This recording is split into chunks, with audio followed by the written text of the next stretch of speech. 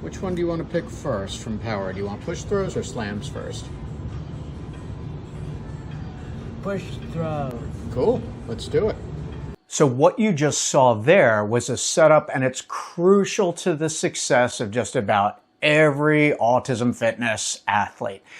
I'm going to take you through this process because it's really important, rather than talking about concept and theory, which we need because we're using these principles in a practical way.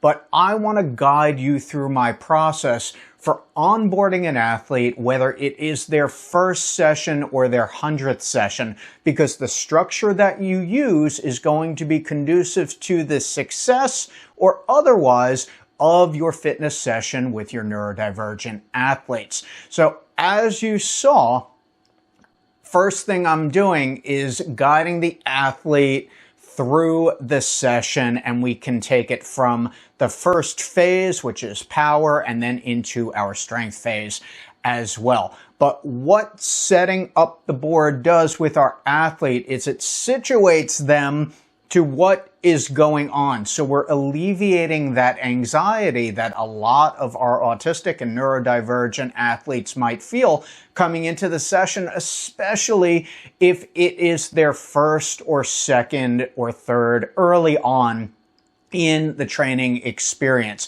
What do I want to do? Alleviate anxiety, increase trust, increase capability, and increase independence. If I can develop a good rapport, if you can develop a good rapport with your athlete and build trust, it's going to lead to even better outcomes even faster. So the first thing we do is set up at the board, and I have some choices there. Why do I have choices? Because it gives the athlete a sense of ownership. Even if they aren't familiar with the exercises yet, the athlete has the opportunity to self-advocate, and with that level of autonomy, choose between two different exercises. Now, you notice that I'm not saying, what do you want to do today? Because it's far too broad a question. And if it's the athlete's first time and they've never exercised before, which is often the case for my athletes, I'm sure it's the case for your athletes, regardless of their age or ability level, then we don't want to set them up for failure. We want to set them up for success. And the first way we do that, even before they've started any of the exercises, is giving them a choice as to which one they want to do first and which one they want to do second.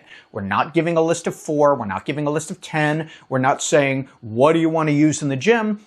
We're saying, do you want to do this or that? So we're giving structured choice that makes sense not only to them, but for us in the programming process. So you can see that this athlete is starting off with either a push throw or a slam. He chooses one, and we get right to it. So there is an immediate connection between choosing the exercise on the board and then going and performing the exercise. So you can see we go right into the exercise, and then this is what it looks like. So there is continuity between choosing the exercise and then completing the exercise. So check this out.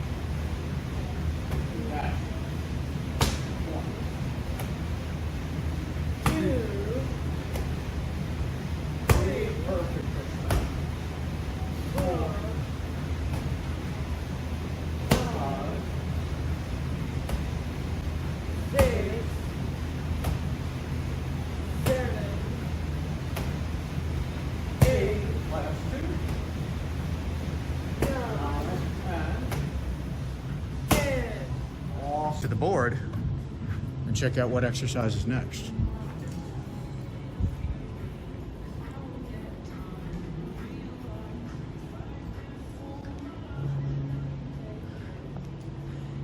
So you can add in a 10 right here next to set 2. So you did 10 reps on the push throw. Beautiful. Okay. And now you've got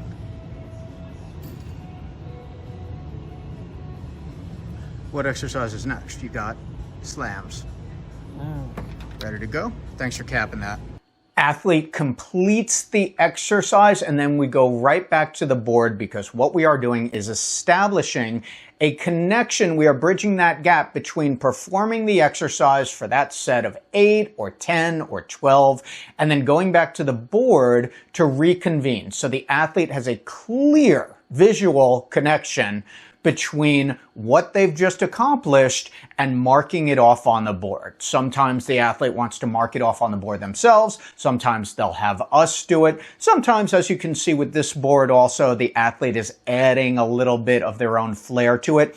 Totally fine. We're allowing them to make it their own, so that that athlete feels capable and they feel in control.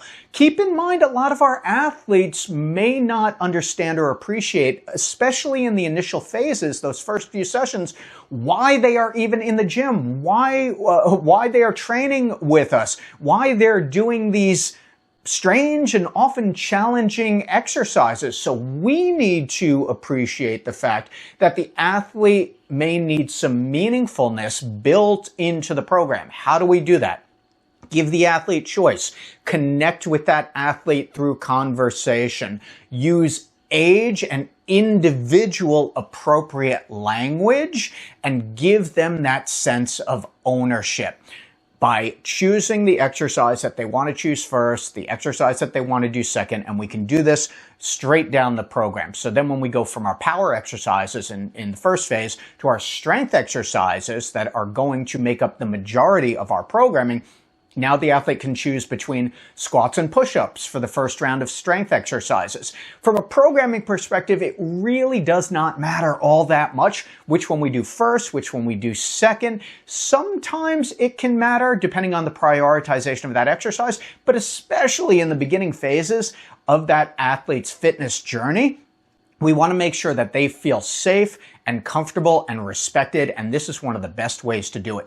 The way that we use language is going to be inherent to the success as well. So we want continuity with our language. We want to label, demonstrate, do, and cue the exercise. And when we label, we want to keep it consistent. And this is one of the biggest mistakes that a coach can make. Oftentimes coaches are nervous and they forget to use the same name of the exercise or the same words in their directional cues, and it can lead to confusion for the athlete. So things that I've heard are, okay, let's do push throws, and then in the next set, the coach will say, okay, let's do chest throws. And then in the third set, the coach will say, okay, let's do a push pass.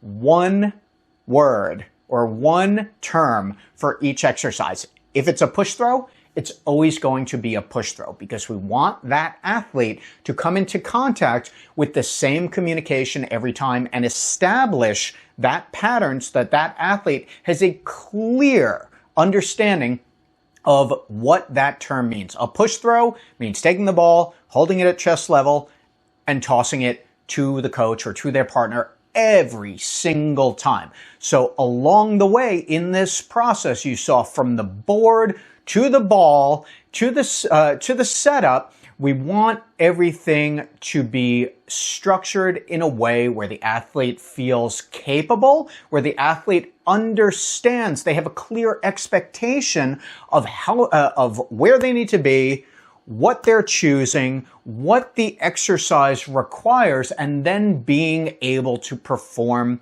that movement to the best of their current ability level. So this, in real time here, is the process that we use in our Autism Fitness curriculum to, again, lower anxiety, to increase focus and motivation for our athletes because they feel in control. That's a big deal. So it takes away all of the have-to terminology that we never want to use. So we don't want to say, oh, you have to do this and now you need to do that. We don't want to bully our athletes through a session because we want longevity in their training. We want them to enjoy the exercise experience so that they're doing it not just when they're 17, but when they're 27, 37, 77, 87. Fitness is a life skill, and the only way to sustain that is to make sure that the athlete has a connection and a positive relationship with you as the coach, with the program, with choice, with autonomy,